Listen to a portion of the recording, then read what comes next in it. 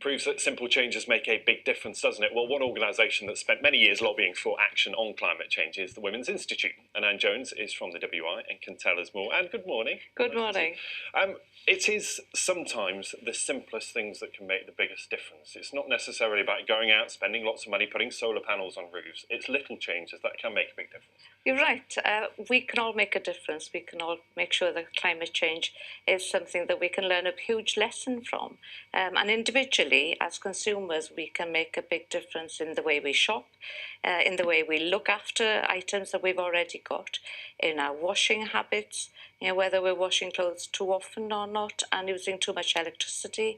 Let's put the clothes back on the line. Let's not use a tumble dryer if the weather's blowing.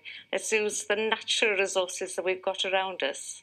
And you're a farmer in your job as well as your work with the WI.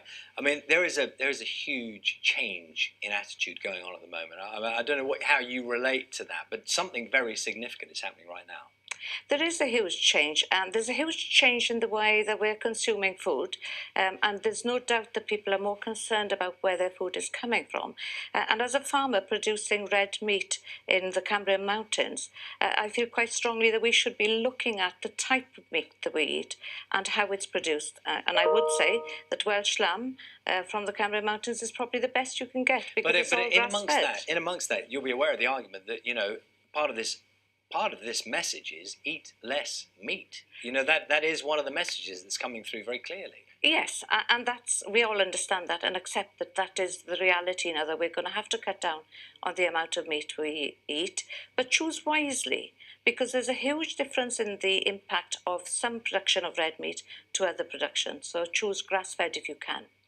What changes can you make on your farm day to day? We've talked there about the impact that farming has amongst other industries, but what changes can you make?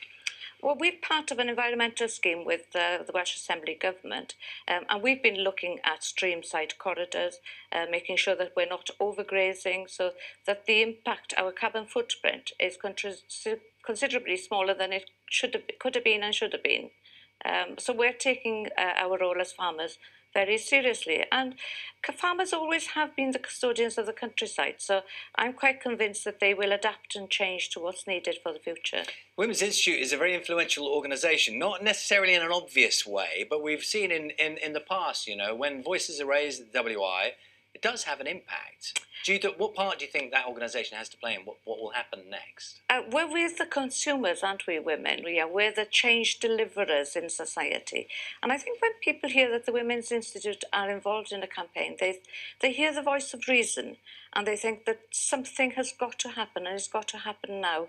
We've got over 100 climate ambassadors out in all the regions of England and Wales and the islands, and they're talking about the message of climate change. They're talking to households, or how is that working? What do they do in practice? Well, initially they're talking to their communities, and then each member within that community talks to their households, their larger families, and the whole community is then engaging into making sure that they're being as sustainable as possible for the future.